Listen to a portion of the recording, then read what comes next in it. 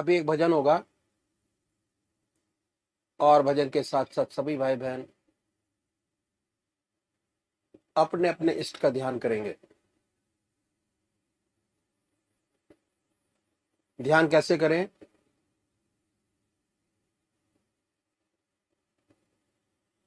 अखिल भारतीय संत मत सत्संग की तरीकत मैं आपके सामने रखता हूं।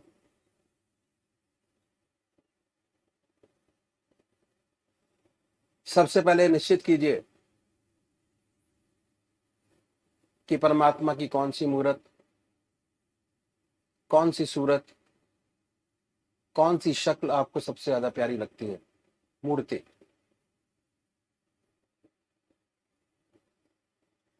किसी से पूछने की जरूरत नहीं, अपनी आत्मा से प्रश्न कीजिए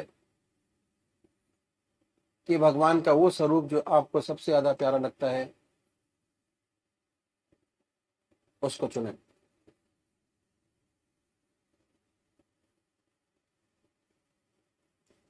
उसके बाद किस नाम से आप उनको याद करेंगे उसको भी चुने। मंत्र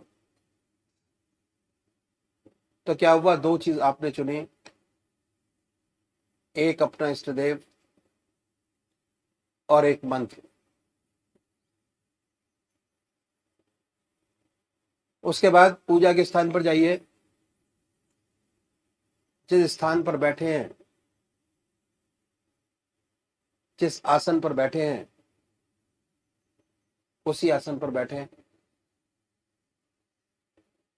बड़े प्यार से धूप बत्ती अगरबत्ती जलाएं,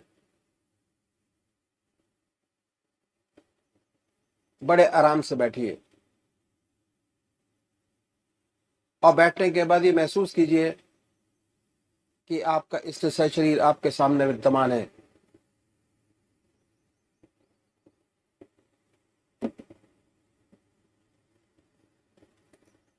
सशरीर भावना से अपने इष्ट को अपने सामने बनाए। बड़ी बड़ी आंखें हैं, गोल चेहरा है, जटाएं हैं, सर्पों की माला है। ख्याल से बाई थॉट उसमें इतने लीन हो जाए कि जब तक आप ध्यान करते हैं तब तक और कोई विचार और ख्याल ना आए, पर आएगा। उन विचारों को हटाएं, फिर अपने इष्ट देव की मूर्त अपने सामने बनाएं, फिर हटाइए, अपने इष्ट देव की मूर्त अपने सामने बनाएं। जो मंत्र आपका है उसको उच्चारित होते सुनिए कि हमारे हृदय से हमारे इष्ट का नाम निकल रहा है और हम सुन रहे हैं। और जब तक ऐसा ना हो, बड़े प्यार से अपने इष्ट का नाम विद फुल फोर्स जिह्वा से ले सकते हैं। इतना फोर्स उस नाम में होना चाहिए।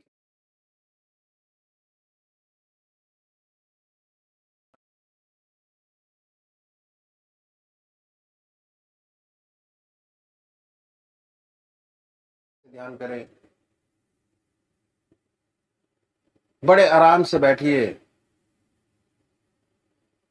बड़े प्यार से। उसके बाद ये महसूस करें कि हमारे हर दिल की धड़कन पर जो नाम आपने चुना है वो निकल रहा है। हृदय ओम ओम कह रहा है, अब पूरे शरीर में वाइब्रेट करता है। उसके वाइब्रेशंस को महसूस कीजिए और आनंदित होइए। बड़े प्यार से इस काम को करना है। जब भी कोई संसारिक बात आपके ध्यान में आए, दिमाग में आए, उन विचारों को हटाएं, फिर अपने इष्ट देव की याद में लगे फिर हटाइए, अपने इष्ट देव की याद में लगिए। अगर आज ध्यान करते हुए आपके 100 विचार 1 मिनट के अंदर आते हैं, तो निश्चित समझिए अगर ये अभ्यास आप बराबर करते चले जाएंगे तो एक दिन ऐसा आएगा कि कोई विचार आपके आगे नहीं होगा। भगवान श्री कृष्ण ने साधक की दृष्टि से गीता में 4 बात बताई। पहली आहार की शुद्धि, दूसरी विहार की शुद्धि, तीसरा अभ्यास और चौथा बराबर अभ्यास। अभ्यास पर बहुत भारी जोर है और सारी जिंदगी हम एक चीज का अभ्यास करते चले जाते हैं और उसकी परफेक्टनेस पर देखते चले जाते हैं। बड़े प्यार से अगर इस तरीके से अभ्यास करेंगे, बड़ी सुंदर स्थिति होगी। जब भी आप अपने इष्ट देव के चरणों में विश्राम चाहेंगे, बड़े प्यार से विश्राम मिलेगा, ना कोई दूसरा विचार रहेगा ना ख्याल, और हमारी आत्मा हमारे मन को देखती रहती है, वो बताती है कि हम क्या सोच रहे हैं। जब विचार हट जाए अपने इष्ट देव के चरणों में, फिर दोबारा उस चीज को पकड़े, अपने इष्ट देव को दोबारा अपने इष्ट देव में ध्यान लगाइए। तो अभी एक भजन होगा और भजन के साथ साथ सभी भाई बहन अपने अपने इष्ट का ध्यान करेंगे। जन्म जन्म तक रंग न उतरे, ऐसी रंग दे श्याम चुनरिया, श्याम चुनरिया। जन्म जन्म तक रंग न उतरे, रंग न जिस पर चढ़े दूसरा, और न जो फीका पड़ जाए, उसी प्यार के रंग में रंग दे। जो दिन दिन दूना गहराए, जिसके रहते ढले न यौवन, भार न हो कभी उमरिया। जन्म जन्म तक रंग न उतरे, हर दर्पण तेरा मुख देखे, हर मुख में तेरी ही छाया, सांसों में वो सिसकी भर दे, निस दिन प्राण रहे अकुलाया, नींद न आए जन्म जन्म तक, ऐसा आंजन आंज दे अखियां। जन्म जन्म तक रंग न उतरे,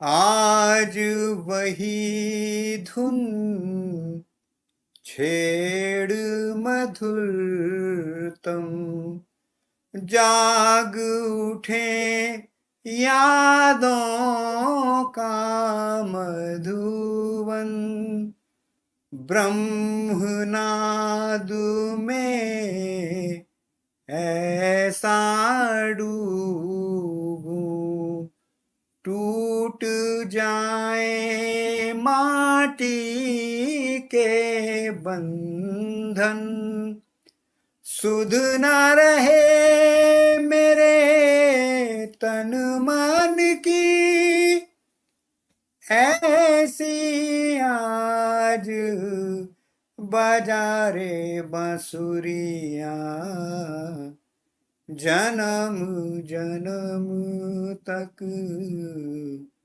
रंग न उतरे, ऐसी रंग दे श्याम चुनरिया, श्याम चुनरिया, जन्म जन्म तक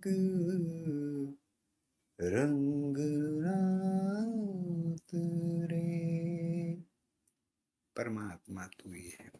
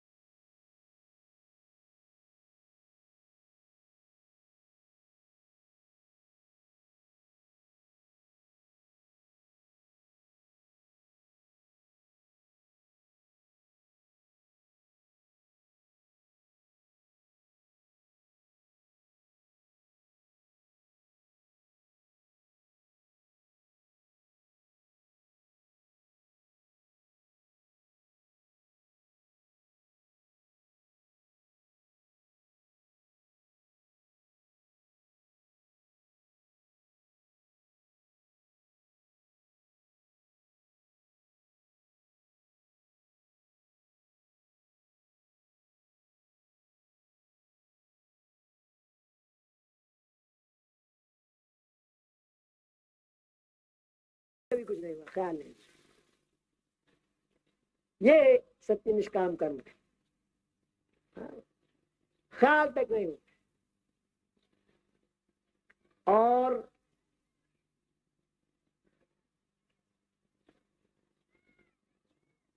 हमने इसका अभ्यास निष्काम कर्म का पहले स्टेप से शुरू किया। जब हम रात को सोते हैं, सेल्फ इंट्रोस्पेक्शन करते हैं, तो क्या करते हैं कि जो अच्छे काम सोचते, अपनी आत्मा से पूछते हैं कि आज कोई अच्छा काम हमसे बना जिससे दूसरों की आत्मा को सुख और शांति पहुंची। अगर कोई बना है तो उसे भगवान कर पाता है, प्रभु आपने किया, मैंने। ओ लॉर्ड, यू क्रिएटेड सर्कमस्टांसेस। प्रभु आपने अवसर दिया, ये अच्छा काम हो गया, वरना इसमें कहाँ शक्ति है किससे कोई अच्छा काम बने। हाँ, भगवान कर पाते। और बुराइयों को हम दूर करना शुरू कर देते, एक एक छोटी छोटी पकड़ के दूर करते चले जाते हैं। परमात्मा से प्रार्थना करते हैं कि हमारी ये बुराइयां दूर होती जाए, एक एक छोटी पकड़ते हैं, एक एक करके दूर करते चले जाते हैं। और जब 24 घंटे के ध्यान पर पहुंचते हैं तो हृदय मलिनता, हृदय की सारी मलिनता दूर हो जाती है। मलिनता रहती नहीं है। जहां प्रभु का बात सच्चा है वहां मलिनता नहीं, बुराई रहती नहीं। हमारी सारी बुराइयां छूट जाती है, लुप्त हो जाती है, एक भी बाकी नहीं रहती। और अच्छाइयां सब भगवान के अर्पण हो जाती है। तो कुछ करता नहीं, जो कर रहा है तो प्रभु कर रहा है। ये बात है।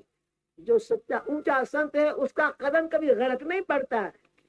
गलत मत समझिए, लोहे की जरूरी है, सोने की जरूरी है, गलत मत समझिए, नहीं तो बड़े चक्कर में पड़ जाएंगे। बहुत बारीकी है, उसका गलत पैर पड़ता नहीं, उसमें बुराई रहती नहीं। जैसे 24 घंटे प्रभु की याद है और जितनी अच्छाइयां वो भगवान करता हो जाती, उससे अच्छा कभी कुछ होता। सपने में भी ख्याल नहीं होता कि उससे कोई अच्छाई संसार की हो रही है या उससे कोई सेवा बन रही है। सपने में भी ख्याल नहीं होता। जो करता है ईश्वर करता है, परमात्मा करता है, उसका मालिक करता है, वो कुछ नहीं करता। कबीर साहब ने संत महात्माओं, योगी और यतियों के लिए एक बहुत सुंदर बात कही। He was a very great saint। और मैं उनका नाम इसलिए लेता हूं कि कुछ उन्हें मुसलमान कहते हैं, कुछ हिंदू कहते हैं। हिंदुओं में तो भक्तमाल अगर आप पढ़े तो ऐसे हजारों संतों की गाथाएं हैं जो आंसू आपके निकल निकल के रह जाए। भक्तमाल पढ़िए, मैं संतों की गाथाएं आंसू बह बह के रह जाए।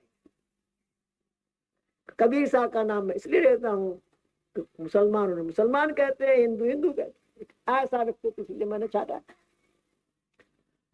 कबीर साहब ने कहा है संतों, योगियों, यतियों के लिए क्या कहा है कि नाहक मूल गवाइया जो आप बना करता है, और उससे संसारी भला जो सदा रहे डरता। नाहक मूल गवाइया जो आप बना करता। बड़े भारी योगी हैं, यति हैं, बड़ी तपस्याएं आपने की हैं, अगाध तपस्या के बाद रिद्धियां सिद्धियां प्राप्त की हैं। और अगर उन रिद्धि सिद्धियों के द्वारा आप संसार की सेवा कर रहे हैं, खुद ये समझते हैं कि आप कर रहे हैं, युवा दीदी है, आप संसार का कल्याण कर रहे हैं, संसार की भलाई कर रहे हैं, तो आपने सरा से इंटरेस्ट के लिए, थोड़ी ख्याति के लिए अपना सब कुछ बर्बाद कर लिया, प्रिंसिपल भी बर्बाद कर लिया। अरे ऐसा विचार सच्चे भक्त के तो सपने में भी ख्याल पैदा नहीं होता कि उससे कभी कुछ होता है। उसका हृदय तो प्रभु के चरणों में लगा रहता है, उसका मालिक ही करता है जो कुछ करता है।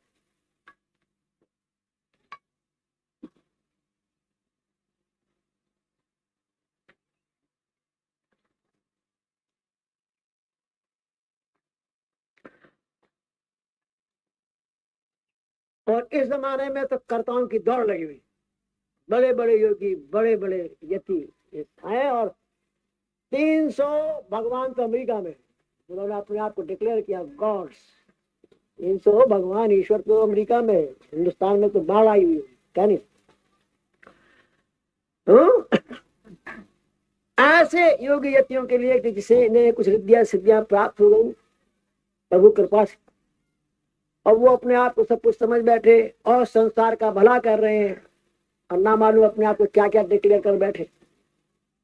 उनके लिए कहा है कि ऐसे योगी यतियों से कि जो खुद कर्ता बन गए, उन्होंने अपनी सारी कमाई नष्ट भ्रष्ट कर ली। ऐसे योगी यतियों से वो गृहस्थी कहीं ऊंचे है जो आधा घंटा सुबह प्रभु की याद करते, आधा घंटा शाम को प्रभु की याद करते, दिन भर उस परमात्मा से डरते हैं। उनकी तपस्या कहीं ऊंची। और कबीर साहब का अपना जीवन कैसा था, उसकी एक मिसाल मैं आपके सामने रखूं। जब कबीर साहब की ख्याति बहुत हो गई, लोग कहने लगे कि बड़ा ऊंचा महात्मा है, ग्रेट सेंट, संत। तो एक बार 200-250 बड़े इंटेलेक्चुअल्स, अध्यात्म के, उन्होंने सबके सबने सलाह की कि भाई देखें वास्तव में कितनी गहराई है, कबीर में गहराई कितनी, लेट अस सी। और ऐसा विचार के 200-250 पंडितों की जो टोली थी वो कबीर साहब के घर की तरफ चली कि आज उनसे बातचीत करेंगे, सत्संग करेंगे और देखेंगे क्या गहराई है। सत्संग करने के हेतु पधारे। कबीर साहब का छोटा सा घर था, उसमें 2 कमरे थे। एक कमरे में खुद रहते थे, एक में गाय बनती थी या भूस रहता था। बहुत मामूली सी रहन सहन थी।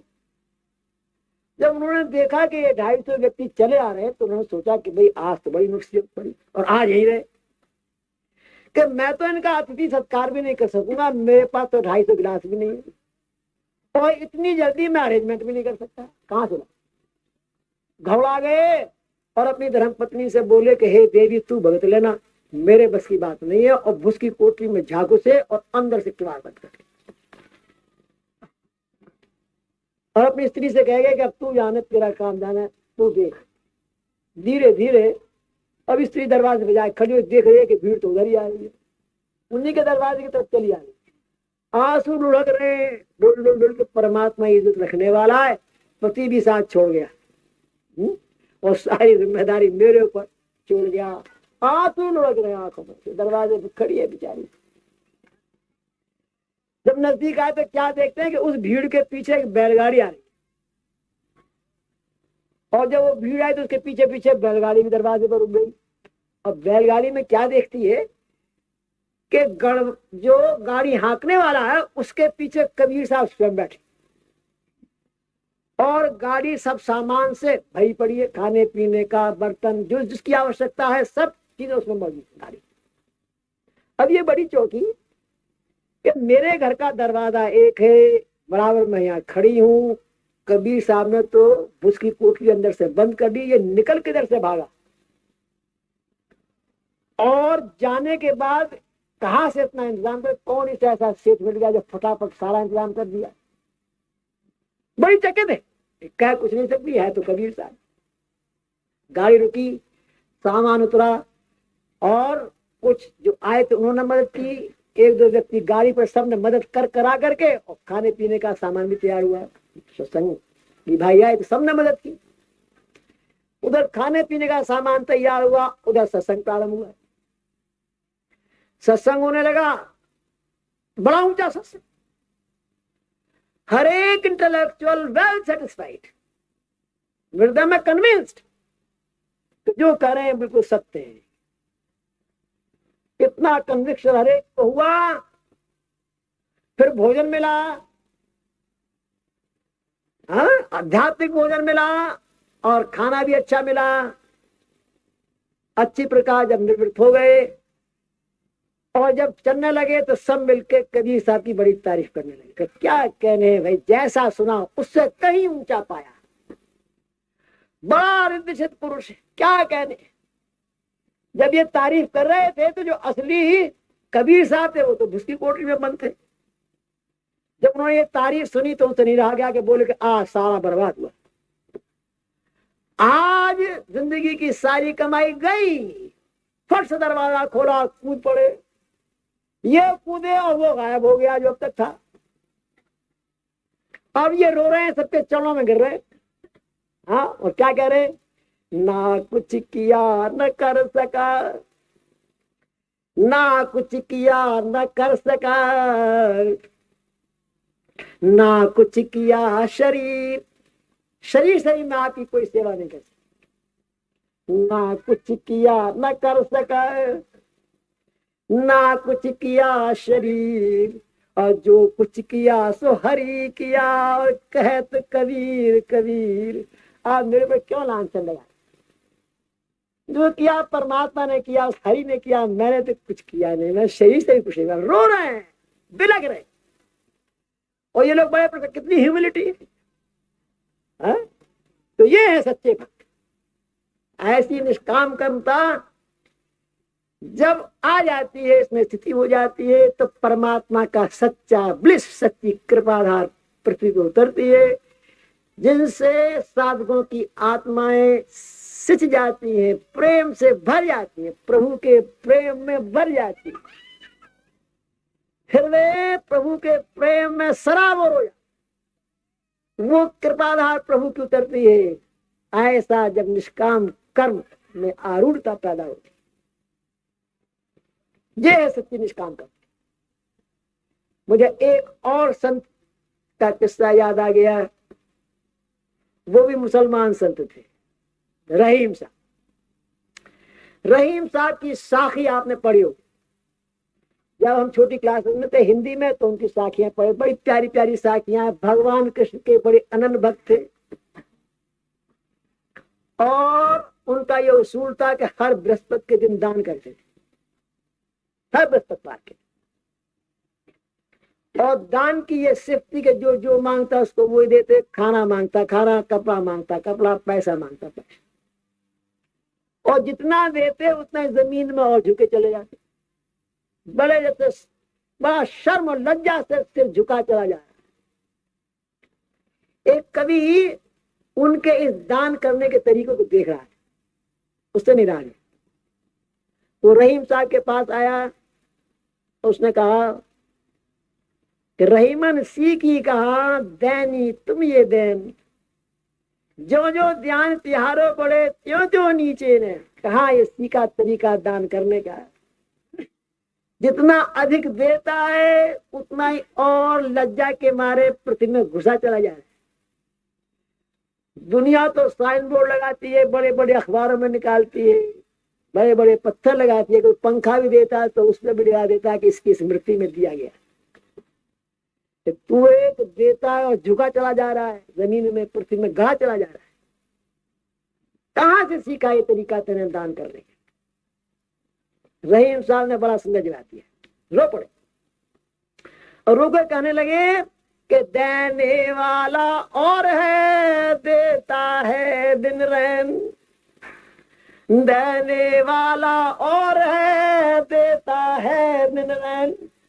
और लोग ब्रह्मों पे करें ताते नीचे न। लज्जा से शर्म से मरा चला जाए। देने वाला वो प्रभु है, दिन रात देता रहता है। लोग कहते रहीम देता है, कैसा झूठा लांछन मेरे ऊपर लगा रहे। शर्म से मैं दबा चला। ऐसी सच्ची निष्काम कर्मता जब होती, ऐसे भक्त जिनकी ऐसी आरूढ़ता निष्काम कर्म हो जाती है, वो परमात्मा के सच्चे पैर, सच्ची कृपाधार को पृथ्वी को उतारते हैं, उस प्रभु के नाम को रोशन करते हैं। ये है सच्ची निष्काम कर्मता। जहां ऐसी निष्काम कर्मता प्राप्त हो जाती है, फिर संस्कार नहीं बनता। पुराने संस्कार कुछ तो ध्यान अग्नि में जल के समाप्त हो जाते हैं, कुछ भोग के कारण देता है। आगे की स्लेट क्लीन है, कुछ नहीं कर, संस्कार नहीं बना। हाँ, मुक्त है, जीवन मुक्त होकर विचरता है, जीवन मुक्त है। ये है सच्ची ऊंची अवस्था। इसी जीवन में जीवन मुक्त। ये ऐसी निष्काम कर्मता। मुझे एक किस्सा और याद आया। निष्काम कर्म जो है बड़ी कठिन चीज है, आसान नहीं, वेरी डिफिकल्ट। और मैं एक कहानी आपके सामने रखूंगा। उस कहानी के बारे में ये मत सोचिएगा कि ऐसा कहते और ऐसा कहते है। अगर इन बातों के चक्कर में पड़ जाओगे तो कुछ हाथ नहीं लगेगा। आप जो उसका सारांश है उस कहानी का, उसको पकड़िए और उससे फायदा उठाइए। एक राजा था, बड़ा विद्वान था, उसने बहुत अध्ययन किया और वेदांत का बड़ा अध्ययन किया, और अध्ययन करने के बाद इस निर्णय पे पहुंचा कि गुण गुणों में बरत रहे, प्रकृति प्रकृति में बरत रही है, आत्मा तो स्वच्छंद है, आत्मा कुछ करता नहीं। Soul is only a seer not a doer, करती कुछ नहीं है, आत्मा कुछ नहीं करती। उसने पढ़ लिया, लिख लिया, और जब आचरण जो था वो उसका ऐसा था कि जब अच्छे काम करता और दूसरे तारीफ करते तो उसे बड़ी खुशी हासिल होती है, क्या बड़ी प्रेज हो रही है, इज्जत मिली। और अगर कोई खराब काम हो जाता, पाप कर्म, तो उसको छिपाने के लिए कहता गुण गुणों में बरत रहे, प्रकृति प्रकृति में बरत रही है, आत्मा तो स्वच्छंद है, मैंने तो कुछ किया नहीं, आत्मा ने कुछ नहीं किया, मैं इसका कोई पश्चाताप करने की मुझे कोई आवश्यकता नहीं है, मैं कुछ करता ही नहीं। ये उसका रवैया था, चलता रहा। और वो अपने आप को बहुत श्रेष्ठ आध्यात्मिक व्यक्ति भी मानता रहा कि भाई मैं बड़ा श्रेष्ठ आध्यात्मिक व्यक्ति हूँ, बड़ा ज्ञानी हूँ, सच्चा ज्ञान मुझे है। एक बार क्या हुआ कि राजा शिकार खेलने गया, शिकार खेलने जाते हैं, शिकार खेलने गया, सुबह से शाम तक उसने बहुत दौड़ धूप की, लेकिन कोई शिकार हाथ नहीं लगा, एक खरगोश भी नहीं मरा, चीता शेर की बात तो अलग है। तो सोचने लगा कि अब मैं जब लौट के जाऊंगा तो मेरे मिनिस्टर्स भी मजाक बनाएंगे, मेरी रानियां भी मजाक बनाएंगे कि खाली लौट आए। मैं सोच में पड़ गया क्या करना चाहिए। ये सोच विचार रहा था, सायंकाल हो चुकी थी, सूरज छिप गए थे, थोड़ा थोड़ा उजाला सा था, छुटपुटा सा। एक नील गाय, जंगली तालाब होते पूंछ जिनको कहते हैं, जो पानी की, उसमें जल पीने आई नील गाय, जंगली गाय। और वो जब पानी पीने लगी तो उसकी आवाज हुई। इस राजा ने सोचा कि कोई शेर चीता ही होगा, रात में ऐसे बियाबान जंगल में कोई खूंखार जानवर पानी पी रहा है, अगर मैं गया तो मेरी पैर की आहट से भाग जाएगा, इसलिए शब्द वेदी बाण लगा। तो उसने शब्द वेदी बाण लगाया। शब्द वेदी बाण का लगना था, गाय रंबा के गिर पड़ी, और गाय के रंबाने की आवाज हुई तो इसके कलेजे पर चोटी पहुंची, अरे तो गऊ हत्या हुई, गाय मर गई। आया तो आके उसने देखा कि एक नील गाय तीर खाए पड़ी। इसने तीर निकाला, गाय ने प्राण छोड़ दिए। उसके बाद जो गौ हत्या थी, उसने कहा कि भाई राजन तू पश्चाताप कर, नहीं तो अपने पाप को भुगत, मैं तेरे सिर पर सवार। तो राजा बोला कि मैंने कुछ नहीं किया, मैं तो आत्मा हूं, मैं कभी कुछ करता ही नहीं, प्रकृति प्रकृति में बरत रही है, गुण गुणों में बरत रहा है, मैंने ना पुण्य किया ना पाप किया, मेरा तो कोई वास्ता। अब गौ हत्या क्या करे? अच्छा वो भगवान जी के पास गए कि विष्णु भगवान के पास गए कि प्रभु एक ऐसा राजा है, तीर से मुझे मार दिया और कहता है कि गुण गुणों में बरत रहे, प्रकृति प्रकृति में बरत रही, आत्मा तो कुछ करता नहीं, मैंने तो कुछ किया नहीं, मैं तुझे लेने के लिए तैयार नहीं। अब प्रभु बताओ मैं कहाँ जाऊं? भगवान ऐसा कोई बात। भगवान ने उसको ब्राह्मण का रूप दिया, गौ हत्या, और अपने आप भी ब्राह्मण का रूप धारण किया। अब ये दोनों बहुत सुंदर ब्राह्मणों का स्वरूप धारण करके और राजा के राज में पहुंचे। दरबार ने खबर दी कि बहुत बड़े विद्वान दो पंडित कहीं बाहर से आए और आपसे मिलना चाहते हैं। तो कहा लाइए। तो अंदर घुसने लगे तो राजा भी चौंका, करे ये तो बड़े दिव्य मूर्तियां हैं। तो फौरन राज सिंहासन छोड़ के आया उनका आगमन करने के लिए। आगमन किया, उन्हें एक स्पेशल महल में ठहराया, बड़ी आवभगत की। और जितनी आवभगत करता रहा, और उनके तेज से, उनकी विद्वता से और भी श्रद्धा उसमें बढ़ती रही। और दूसरे तीसरे दिन ही उसने प्रार्थना की कि प्रभु आप चलिए, मेरी राजगद्दी को पवित्र करिए, उस पर आप राजी।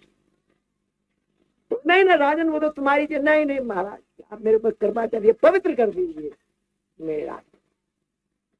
ब्राह्मणों को राजा ले गया अपनी गद्दी पर, अपने आप नीचे बैठा गद्दी पर, उनको बैठाला, सारा दरबार बुलाया, बहुत इज्जत, इतनी इज्जत दी। तो ब्राह्मणों ने कहा कि राजन, हमने आपकी बड़ी प्रशंसा सुनी है, बड़ी तारीफ सुनी है कि बड़ा धार्मिक राजा है और प्रजा की बड़ी सुंदर सेवा करता है। हमने आपकी बड़ी ख्याति सुनी है, हम आपका राज देखना चाहते हैं, राज की विशेष चीजें कुछ हमें दिखलाइए।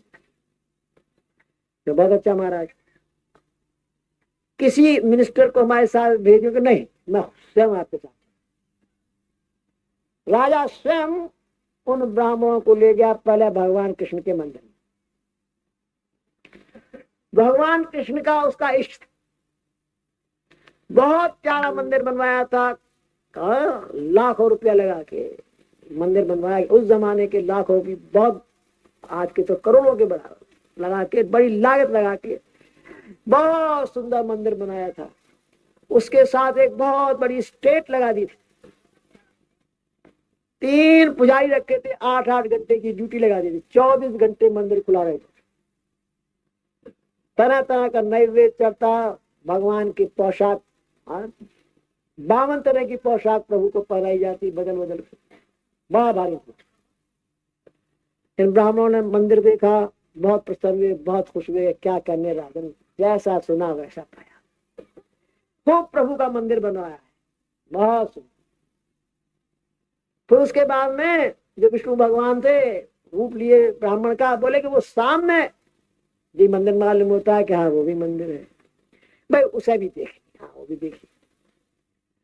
वहां सामने गए तो इतना अच्छा नहीं था, था तो अच्छा, इंतजाम यहाँ भी अच्छा था।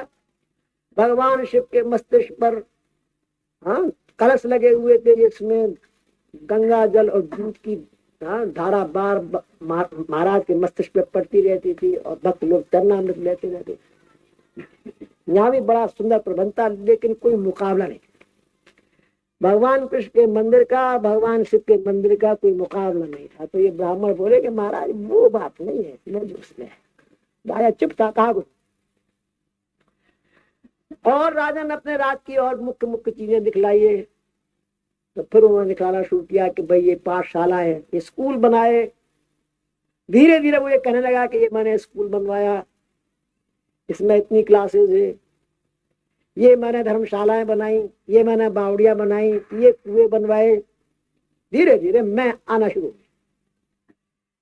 फिर उन्होंने कहा कि भाई हमने सुना है कि तुम्हारे यहाँ की नेशनल म्यूजियम बहुत बढ़िया है, हम उसे भी देखना चाहेंगे। कहा जरूर चलो। नेशनल म्यूजियम में ले गया, और वहां तो एक एक चीज दिखाने लगा कि साहब ये इतनी पुरानी है, इतने कारीगर लगवा के मैंने इसे ठीक करवाया, मैंने इतना पैसा खर्च करके इसे मंगवाया। हर चीज में मैं लगता चला गया। जब मैं खूब हो चुका, तब भगवान ने गौ हत्या को इशारा किया, तो वो शरीर छोड़ के गौ हत्या प्रकट हो गई। बोले राजन, कृष्ण का मंदिर तैने बनवाया, शिव का मंदिर तैने बनवाया, बावड़ियां तैने खुदवाई, स्कूल तैने बनवाए, धर्मशाला तैने बनवाई, तो ये गौ हत्या किसने की?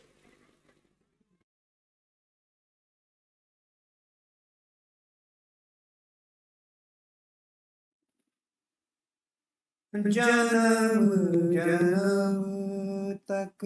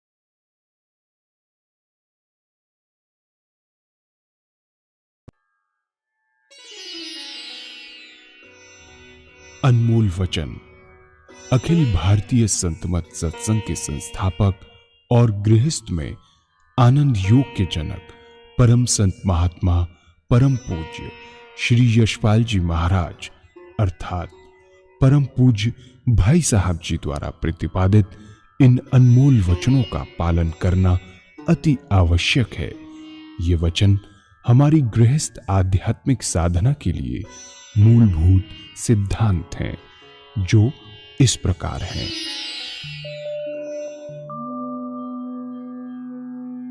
हम दुनिया की हर चीज की कीमत आंकते हैं, अपने मानव जीवन की कीमत भी जाने व परमात्मा की प्राप्ति हेतु साधना करें। मनुष्य योनि एक उपहार है, इसीलिए परमात्मा को धन्यवाद देते हुए आधा घंटा प्रातःकाल, आधा घंटा सायंकाल पूजा अवश्य करें। सत्संग, सतनाम व सद्गुरु को प्राथमिकता देते हुए इसी के आधार पर ध्यान योगाभ्यास अवश्य करें व गृहस्थ के कार्यों को परमात्मा का कार्य समझकर उसी की याद में संपन्न करें। हर समय ये ध्यान रहे कि गुरु कृपा द्वारा परमात्मा की पवित्र सत्ता का हमारी आत्मा में वास है, अतः मन में निरंतर अपने इष्ट देव का जाप करें। मान सम्मान की इच्छा ना करें व अपमान से दुखी ना हो। परमात्मा के अतिरिक्त किसी और का भय ना करें। दूसरों की बुराई न करें, न सुने, सत्य व मधुर बोलें, अश्लील शब्द मुंह से ना निकालें, सभी से नम्रतापूर्ण व सुंदर व्यवहार करें। धर्म पत्नी के अतिरिक्त अपने से बड़ी से माता जैसा, बराबर की से बहन जैसा व छोटी से पुत्री जैसा व्यवहार करें। सांसारिक जीवन यापन की आवश्यकताएं अंतहीन है, इसीलिए अधिक से अधिक समय सत्संग में व धन परोपकार में खर्च करें। याद रखें, न स्त्री माया है, न धन दौलत, न ही परिवार। माया वह है जो हृदय को परमात्मा से दूर हटा दे। अतः निरंतर सत्संग और सद्गुरु की शरण में रहने का प्रयास करें।